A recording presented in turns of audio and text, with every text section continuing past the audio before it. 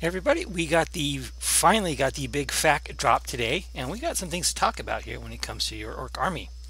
The first one, and by far the most important one, is the changes to mob rule. So the mob rule has been clarified. When using the leadership characteristic of this unit, you can either use its own leadership characteristic, or you can choose for the characteristic to be equal to the number of models in the unit, or the number of models in another friendly unit within 6 inches that has this ability. So it pretty clears up you can't daisy chain leadership because the unit that you're next to isn't using their leadership characteristic. Therefore, they do not have the mob rule in effect. So essentially, if you have like a unit of 6 that needs to take a test next to a unit of 12 next to a unit of 30, but the unit of 6 is not next to the unit of 30, the best one that unit can test on is 12, because that unit of 12 isn't using their leadership characteristic at that time, so the mob rule doesn't apply, which is the way I've always played it. So that's more of a clarification than anything else, and I like it. I think that's the way it should be played. Next one is War Boss on Warbike. Change the rule to read friendly orc infantry and biker units within 6 of this model at the start of the charge phase can charge even if they advance this turn. So that's a big change, adding bikes to that. Though it'd be nice if you could change that to vehicles too, so that Gorkanauts and cans can benefit from it. But you know what? Bikers are still way super overpriced, but this helps a little bit because now they can advance, still shoot, and still charge if your warbox is nearby. Still not worth the points though. They needed to be cut like in half. For as far as Imperial armor goes, they did change the wargear options on the Mecha Dread to make it more like the old Mega Dread. So you can take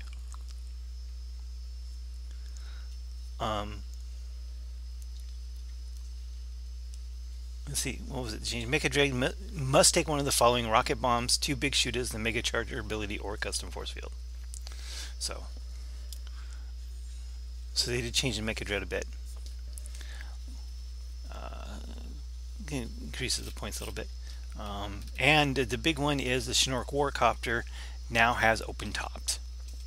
Combined with the points drop, the Warcopter now becomes a really serious consideration for a dedicated transport. It is a little bit weaker than the truck, but probably not enough to worry about because it is only toughness 5 with 8 wounds. But what it has is a 16-inch move combined with a turbo boost. When the small advances, add 8 inches to its movement characteristic for that movement phase instead of rolling a dice. So that means it advances 24 inches in a turn, and you can still shoot out of it with your Burnaboys. And you can even play it scouting ahead during deployment. You can set up a warcopter behind enemy lines instead of placing it on the battlefield. At the end of your movement phases, it can swoop in and ambush. Well, you don't want that.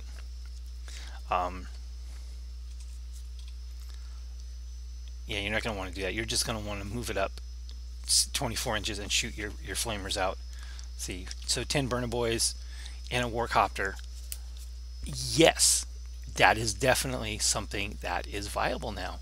So the warcopter got a big points drop in the Imperial armor originally, and so now that it's got its 24-inch move, and you can still fire your flamers. Heck, you can't put mega armor guys, but you could put like regular knobs with combi scorches in there if you wanted to, and fire your scorches out, because scorches are still assault weapons. So that might be a useful. I think I'd rather have Burnaboys because they're just cheaper. But yeah, and it is a dedicated transport still. But yeah, so now it's open top. You can shoot your burners out of it. 10 burners in a warcopter, very, very good. The other thing is the duplicate data sheets for, I don't know if that's technically a beta rule or not.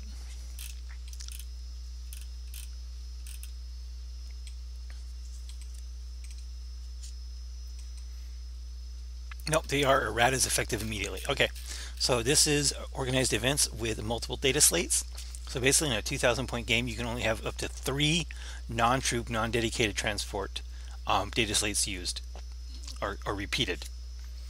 I don't think that's a whole big problem because most of our armies are going to be repeating units of boys anyway. The one exception to this is Storm Boys. If you're running more than 90 Storm Boys, I'm sorry, you are now out of luck when it comes to match play.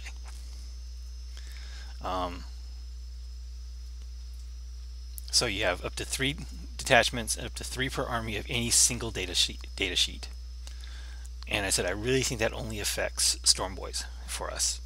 I don't think maybe artillery. If you're taking a bunch of small units of artillery, that might affect you too. But it is now limited to 3 per army for any given data slate, which is, you know, to kind of stand back on the Dark Reaper spam and the Hive Tyrant spam. Still, 3 Hive Tyrants isn't bad. 3 units of Dark Reapers isn't bad. I mean, it's not a huge nerf for those kind of things. I don't think it's a little bit of a nerf, but not much. But yeah, I think Storm Boys is the only thing that's going to be practically restricted for us in any sort of playable event. And the last question I have is the changes to tactical reserves, where on the first turn, things that come in from tactical reserves can only be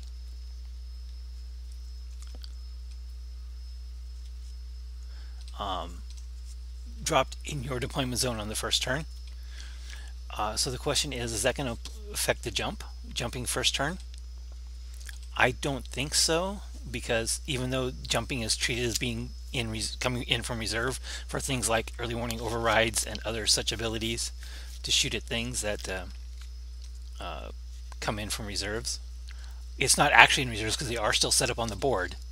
So I doubt it, but you know, GW doesn't really like orcs apparently. They nerfed everything that was good, starting with the Ludowagon. But so I wouldn't be surprised if it affects the jump too. Well, we might have to wait to get that question answered. Yeah, so I don't think so. But again, GW isn't very consistent and it isn't very generous when it comes to orcs rules. So I wouldn't doubt if they're going to rule that it does affect the jump. And of course there were 0 points changes for any orc units.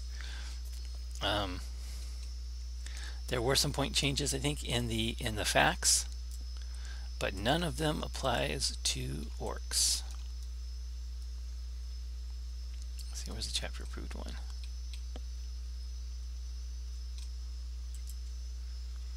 Yeah. Let's see, we got commissars, fire raptors, Girly Man, Hive Tyrants, but no orcs, no changes to the orcs. You know, combined with that, the change to the War Boss rule, and if the war bikes had had a price drop in this, they would be viable. And we are still at least 6 weeks away from a codex, at least, if not probably 8. So we're still quite a ways out. There's still a lot of games to be played between now and then. So it's kind of surprised that orcs didn't get any points drops whatsoever, and especially war bikes. So that's it. I think that's almost 10 minutes here, and so that's what's happened with the big facts and your orc army. And thanks for watching. Thank you for watching this episode of Talking About Orcs. Please subscribe and hit the bell button for notifications for new Talking About Orcs videos every Wednesday, new battle reports every Friday, and hobby videos whenever I can. Thanks for watching.